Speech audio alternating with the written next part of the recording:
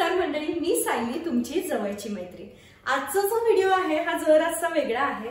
रोज आपण छान motivational videos तर करतच असतो, पण आज मी विचार केला की थोडंसं वेगळं काहीतरी करूयात, एक रेग्युलर व्हिडिओ करूयात। तर आता 4:45 वाजले संध्याकाळचे आणि मी चहा करायला घेतेय। गेले काही दिवस मला कमेंट्स मधून तुम्ही खूप छान छान असे प्रश्न विचारताय, तर त्या प्रश्नांची उत्तरं सुद्धा आज मी तुम्हाला या व्हिडिओ थ्रू देणार आहे। सो मी असा मस्त बेत आखलेला आहे की चहा सोबत तुम्ही दिलेल्या प्रश्नांची, तुमच्या ज्या कमेंट्स आलेल्या आहेत त्याची उत्तरं द्यायची आणि तुमच्यासोबत गप्पा मारायच्या। जितेंद्र चाललेले आहेत आज सिंगापूरला आणि मी चाललीये माहेरी, तर त्याची सगळी तयारी कालपासून चालू होती। काल रात्री आम्ही गेलो होतो मॉलमध्ये थोडंसं शॉपिंग करायला। तसे बरेच छान छान कपडे ऑलरेडी आहेत जितेंद्रकडे, कारण गेल्या काही दिवसांपूर्वीच ते जपानला जाऊन आलेले आणि तेव्हा सुद्धा शॉपिंग केली होती, पण 1-2-3 ड्रेस घ्यायचे होते तरी देखील, आणि मला सुद्धा 1-2 कुर्ती घ्यायच्या होत्या, म्हणून मग आम्ही गेलो होतो आणि तिथून छानसं शॉपिंग करून आलो। त्यानंतर आल्यावर बॅग पॅकिंग असेल किंवा काय काय घेऊन जायचं या सगळ्या गोष्टींची लिस्ट काढली। काल रात्री अक्षरशः झोपायला 1:30-2 वाजले। आज सकाळी उठल्यानंतर मी जितेंद्रला सिंगापूरला घेऊन जाण्यासाठी शेंगदाण्याच्या पोळ्या ताईंकडून करून घेतल्या, ज्या मला घरकामात मदतीसाठी येतात त्या। मी सारण कालच करून ठेवलेलं आणि थोडेसे पालकचे पराठे केले जितेंद्रसाठी सुद्धा। सो हे सगळं त्यांच्याकडून आज मी मस्त त्यांच्या मदतीने केलेलं आहे।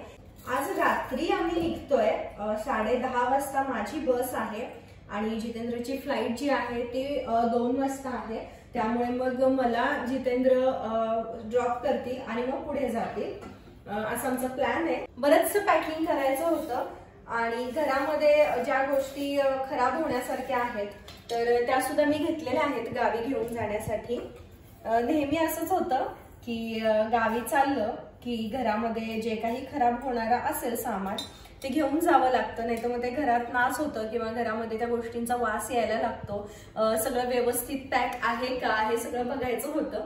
आणि मला ना मागे एक कमेंट आली होती की ताई किचन इतकं लहान कसं काय, आम्ही पहिल्यांदाच पाहिलं। तर ऍक्च्युली बऱ्याच जणांना हे माहिती नसेल की आम्ही बँगलोरला असतो आणि जितेंद्रला एक प्रोजेक्ट मिळालाय म्हणून आम्ही इथे 3 ते 4 महिन्यासाठी आलेलो आहोत जानेवारी पासून। सो हे जे घर आहे हे सर्व्हिस अपार्टमेंट आहे, स्टुडिओ रूम आहे असं म्हणायला हरकत नाही। स्टुडिओ रूम मध्ये हॉल आणि किचन एकत्रच असतं, त्यामुळे हे किचन लहान आहे। सो आम्हाला ऑफिस कडून हे सगळं मिळालेलं आहे, राहण्याची आमची सोय झालेली आहे आणि त्यामुळे हा सगळा किचन छोटा तुम्हाला दिसतो। त्याचबरोबर आपल्याकडे भांडी वगैरे सुद्धा खूप कमी आहेत, त्यामुळे बऱ्यापैकी तुम्हाला व्हिडिओज मध्ये मी असं स्वयंपाक करताना वगैरे खूप भांड्यांची ऍडजस्टमेंट करताना दिसत असेल।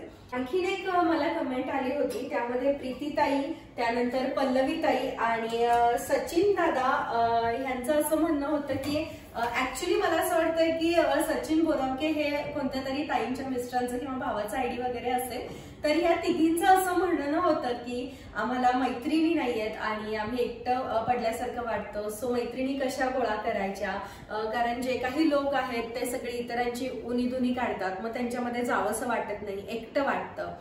तर बऱ्याचदा असं होत असतं की आपले विचार खूप वेगळे असतात आणि अशा लोकांमध्ये गेल्यानंतर मग आपल्याला ते जे काही कॉन्व्हर्सेशन करतात ते नको वाटतं। मग अशा वेळेला आपण फेसबुक वरती वगैरे बरेचसे ग्रुप सर्च करू शकतो जिथे वेगवेगळे उपक्रम होतात। माझ्या बाबतीत काय झालेलं, जेव्हा आम्ही बँगलोरला होतो त्यावेळेला मराठी लोक खूपच कमी होती, मग अजिबातच कोणासोबत संपर्क येत नव्हता आणि लँग्वेज प्रॉब्लेम यायचा, त्यामुळे एकटं वाटायचं। मग अशा वेळेला मी काय केलं की फेसबुक वरती, इंस्टाग्राम वरती मराठी लोक, मराठी पीपल इन बेंगलोर वगैरे असं बरंच मी सर्च केलं। टेलिग्राम वरती सर्च केलं, त्यावर मला खूप सुंदर सुंदर ग्रुप्स मिळाले, अनेक साहित्यिकांचे ग्रुप्स होते। त्यानंतर स्नेहधारा म्हणून एक ग्रुप होता ज्यामध्ये सगळ्या लेडीज एकत्र येऊन खूप छान कार्यक्रम करायच्या, महिन्यातून एकदा सगळ्या एकत्र यायच्या, एखादं नाटक बसवायच्या, प्रत्येक ग्रुप ठरलेले होते प्रत्येक एरियाचे। सो असे बरेच 2-3 ग्रुप मी फक्त फेसबुक वरूनच सर्च केलेले आहेत। त्यामुळे मला असं वाटतंय की आजकाल आपल्याकडे सोशल मीडिया आहे, तर ह्यावरून आपला जो काही इंटरेस्ट असेल त्या रिलेटेड आपण सर्च करून वेगवेगळ्या ग्रुप्सना जॉईन होऊ शकतो. वेगवेगळ्या ग्रुप्सच्या ट्रिप्स असतात, त्यानंतर ते सगळ्या जणी एकत्र येत असतात. असे बरेचसे ग्रुप आहेत फेसबुकवरती. सो तुम्ही हे सर्च करू शकता. आता जर तुम्हाला गार्डनिंग मध्ये इंटरेस्ट असेल तर बागां रिलेटेड बरेचसे ग्रुप आहेत. लिखाणामध्ये इंटरेस्ट असेल तर लिखाणा रिलेटेड सुद्धा भरपूर ग्रुप आहेत. सो थोडंसं सोशल मीडियावरती सर्च केलं ना की या ग्रुपमध्ये आपल्याला ग्रुपमधून बरीचशी माहिती मिळते. आणि मला असं वाटतं की ह्याच सोबत आपण थोडंसं घरातून बाहेर पडलं पाहिजे. म्हणजे संध्याकाळी वॉकिंगला म्हणा किंवा एखाद्या मंदिरामध्ये वगैरे म्हणा, तिथे बरेचसे ग्रुप असतात. तिथे जाऊन थोडीशी इन्क्वायरी करायची, थोडंसं सोशल होण्याचा प्रयत्न करायचा. एकदा आपण असं डोक्यात घेतलं ना की आपल्याला सोशल व्हायचंय, बाहेर पडायचंय, तर हळूहळू आपल्याला मार्ग निघायला लागतात. त्यासाठी आपल्याला बाहेर पडलं पाहिजे. आपण वेगवेगळ्या ग्रंथालयांमध्ये जाऊ शकतो. तिथं सुद्धा छान छान ग्रुप्स असतात. आणि जसं की मी तुम्हाला म्हटलं की मंदिरांमध्ये वगैरे सुद्धा खूप छान छान ग्रुप्स असतात. सो मी आता तरी तुम्हाला हेच सजेस्ट करेन की फेसबुकवरती, इंस्टाग्रामवरती भरपूर सारे ग्रुप्स आहेत महिलांचे. तिथं आपण कनेक्ट होऊ शकतो आणि थोडंसं घरातून बाहेर पडून फिरण्याचा प्रयत्न केला की काही मैत्रिणी आपोआपच आपल्याला मिळून जातील. बाकी ह्या सब्जेक्टवरती बोलण्यासारखं खूप आहे. त्यावरती एक मी डिटेल मोठा व्हिडिओ करेनच. सो आय होप मी तुमच्या प्रश्नाला समाधानकारक असं उत्तर दिलं असेल. तर आता इथे चहा पण झालाय. आपण मस्त चहा घेऊयात. उन्हाळ्याचे दिवस आहेत. आमचा चहा तर सुटत नाहीये, पण आम्ही असं ठरवलं की दिवसातून एकच कप चहा घ्यायचा. सकाळी अर्धा कप आणि संध्याकाळी दुपारच्या वेळेला अर्धा कप. सो असं काहीतरी नियोजन करून आपण आपल्या सवयीवरती सुद्धा कंट्रोल आणू शकतो.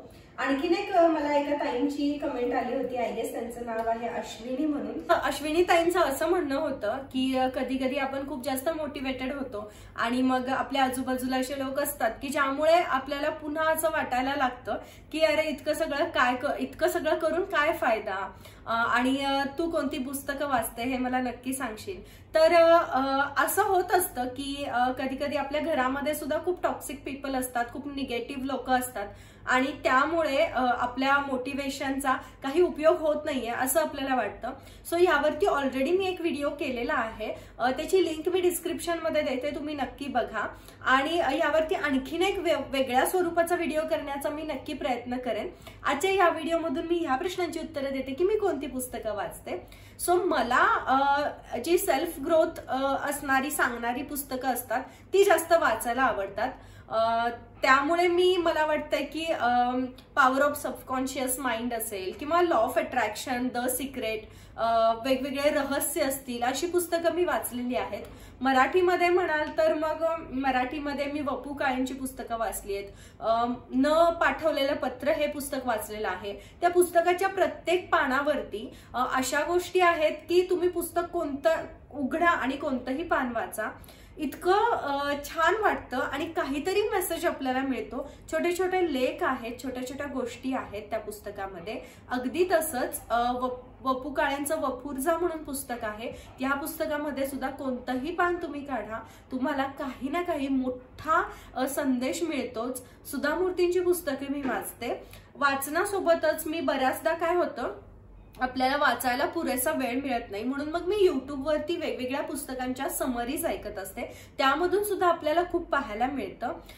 त्याचबरोबर मी स्टोरी टेलवरती पण बरीचशी पुस्तकं ऐकलेली आहेत. मृत्युंजय मी ऐकलेलं आहे. त्यानंतर ऑटोमिक हॅबिट्स ऐकलेलं आहे. त्याचबरोबर हू मूव्ड माय चीज हे सुद्धा पुस्तक खूप छान आहे. अतिशय लहान आहे पण खूप मोठा संदेश आहे त्यामध्ये की आपण एखाद्या बदलाला सामोरे जाताना कसं वागलं पाहिजे हे त्या पुस्तकामध्ये सांगितलेलं आहे. त्याचबरोबर आणखी मी बरीच पुस्तकं वाचली आहेत, पण मला आता सध्या मी जी नावं आठवली ती पटपट तुम्हाला सांगितली. The monk who sold his Ferrari हे सुद्धा पुस्तक मी वाचलेलं आहे. त्यानंतर 5 AM क्लब मी वाचलंय. त्याचबरोबर आता सध्या थोडंफार अर्ध माझं वाचून झालंय ते जय शेट्टींचं पुस्तक आहे think like a monk. So असे जे बुक्स असतात थोडेसे सायकोलॉजिकल म्हणा, असे जरा मला वाचायला आवडतात. आणि त्याचबरोबर मराठी साहित्य तर वाचायला मला आवडतंच. मग ते कविता असेल किंवा गोष्टी असतील किंवा मग लेख असतील, ललित लेख असतील, कादंबरी असतील. अमृतवेल कादंबरी सुद्धा मी वाचली आहे, ती सुद्धा खूप मस्त होती. तर अशी आणखी बरीचशी पुस्तकं आहेत. मी आता इथून पुढे जी पुस्तकं वाचते त्याचं स्टेटस टाकण्याचा, म्हणजे आपल्या कम्युनिटी पोस्टवरती ते पुस्तकांचे फोटोज टाकण्याचा प्रयत्न करेन, जेणेकरून तुम्हाला सुद्धा वेगवेगळ्या पुस्तकांची माहिती मिळेल. आणि मला हेच म्हणायचं आहे की आपण सतत वाचत राहिलो किंवा छान छान गोष्टी ऐकत राहिलो तर आपल्या आजूबाजूला जी काही लोक असतात त्यांचा आपल्याला त्रास होतो त्याकडे आपलं लक्ष जात नाही, आपण त्यांना दुर्लक्षित करतो आणि आपला जो होणारा त्रास आहे तो कमी होतो. मग आपल्याला असं नाही वाटत की इतकं मोटिवेटेड राहून काय उपयोग. सो मी सुद्धा या फेजमधून गेली आहे की माझ्या आजूबाजूला जी लोक होती त्यांच्यामुळे मला त्रास व्हायचा, मग मी इतकी पॉझिटिव्ह असून त्याचा उपयोग काय असं मला देखील वाटलंय. पण मला काय म्हणायचंय, आपण जर पॉझिटिव्ह आहोत ना, आपण मोटिवेटेड आहोत ना, मग इतरांच्या वागण्याचा त्रास आपल्याला होणारच नाही. आपण ते सुद्धा एका पॉझिटिव्ह वेनी घेऊ शकतो की ते खरंच ज्या व्यक्तीमुळे आपल्याला त्रास होतोय ती व्यक्ती खरंच कोणत्या तरी वेगळ्या मानसिकतेमध्ये असते. कधी कधी अशा लोकांना माहितीही नसतं की ते समोरच्याला त्रास देत आहेत, त्यांच्याकडून त्या गोष्टी होऊन जातात आणि आपणच त्यांना समजून घेऊयात, त्यातूनच काहीतरी पॉझिटिव्ह आपण घेण्याचा प्रयत्न करूयात आणि मग आपल्याला असं वाटणार नाही की इतकं सगळं मी करतेय त्याचा काय उपयोग आहे का, काय फायदा आहे का. सो मी हेच म्हणेन की सतत सतत वाचत राहिलं पाहिजे. आपल्याला वाचायला वेळ नसेल तर युट्यूबवरती वेगवेगळ्या पुस्तकांच्या समरीज असतात, त्या फक्त 10 ते 15 मिनिटांच्या असतात. त्यामध्ये आपल्याला एका पुस्तकामधलं ऍटलिस्ट 20 ते 25% नॉलेज तरी मिळतच असतं. आणि नुसतं वाचायचं नाहीये तर ते अप्लाय करायचंय. जेव्हा आपण आपल्या आयुष्यामध्ये या गोष्टी अप्लाय करतो जे आपण वाचलेलं असतं ते, तर तेव्हा आपल्याला त्यातून खूप जास्त प्रोत्साहन मिळतो आणि मग आपल्याला असं नाही वाटत की अरे हे व्यक्ती असं वागतायत आणि मला त्याचा त्रास होतोय, आपण अरे जाऊ दे मला त्यासाठी वेळ नाहीये असं म्हणतो आणि पुढे जातो. सो आय होप मी तुमच्या प्रश्नांची उत्तरं समाधानकारक दिली असतील. तर खूप वेळ मी बोलत राहिले, चहा थंड झाला, आता मी चहा घेते आणि आजचा व्हिडिओ इथंच थांबवते. आय होप तुम्हाला आजचा हा असा व्हिडिओ पाहायला मजा आली असेल. आणि आणखी कोणते तुमचे प्रश्न असतील किंवा आणखी कोणत्या विषयावरती व्हिडिओ बघायला तुम्हाला आवडतील हे देखील मला कमेंट्समध्ये सांगा. लवकरच आपण नवीन छान विषयासोबत भेटूयात. तोपर्यंत स्वतःची काळजी घ्या, वाचत राहा, भरभरून जगा, कोणत्याही गोष्टीचा त्रास करून घेऊ नका, मस्त व्यस्त राहा आणि स्वतःवरती लक्ष द्या. बाय.